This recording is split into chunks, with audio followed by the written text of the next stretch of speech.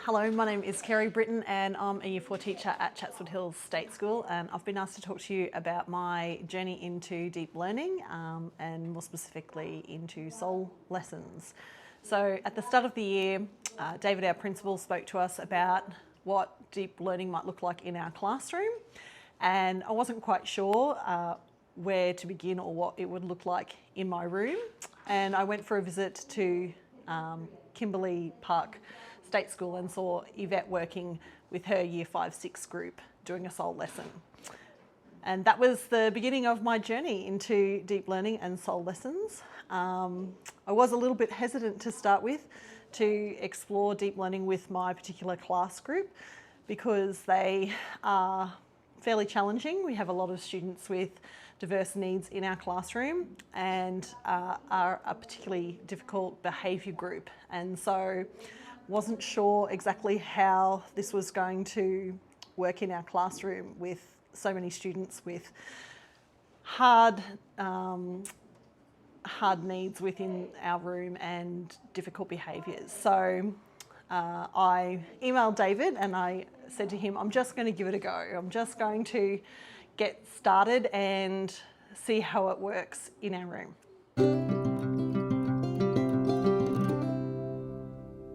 So I decided to use a particular learning unit that I had done a number of times on Year 4, and it's an integrated unit particularly focused on science and HASS and around the area of sustainability and life cycles and living things.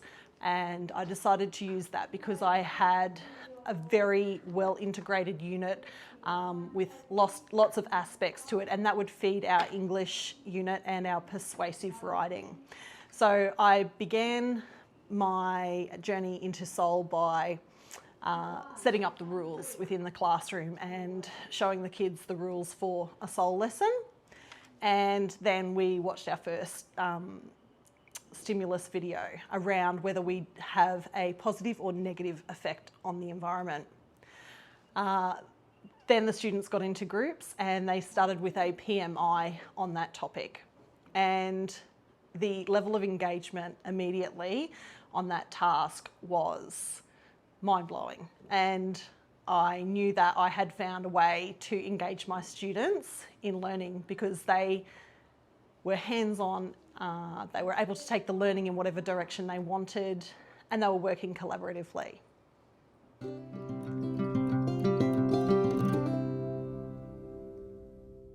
After our first initial exploration into SOL, at the end of that lesson I asked my students if they would like to speak to Mr. Teal about their learning and what they thought about during their SOL lesson.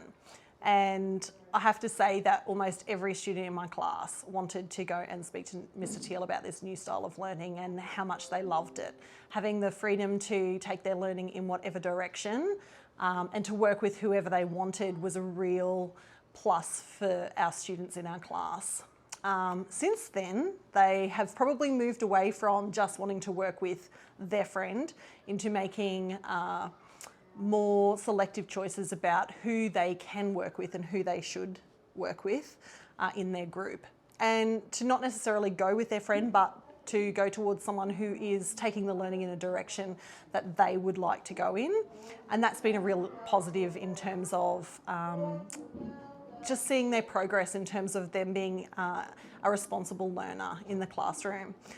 The other excellent thing that we've found with SOL lessons is how they can demonstrate their knowledge then in their English. So after doing this exploration in our SOL lessons into our science and our HASS, that has given our kids such a deep understanding of the topics and being able to then show that in their English writing and their persuasive, the content that they are able to go into in those, in their writing and their topics has just been to such a more thorough level than our previous years when we've taught these topics before.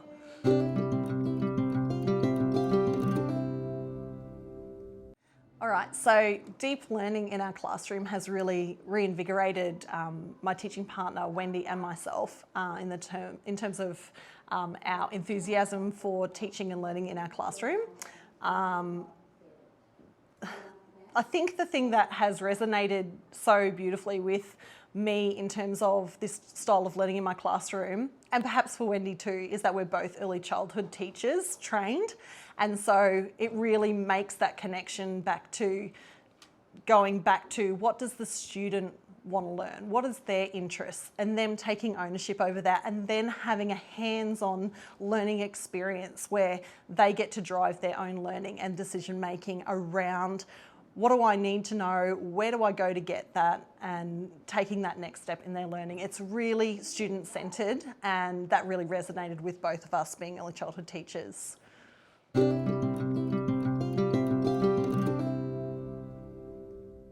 So the next step in our journey we're super excited about. We have put forward a proposal to David and the leadership team about creating a deep learning hub next year. So we presented a proposal and we presented a written proposal in terms of what we would like to do and see happen next year. And we're very excited that our admin team have decided to give us a go and to let us explore this further.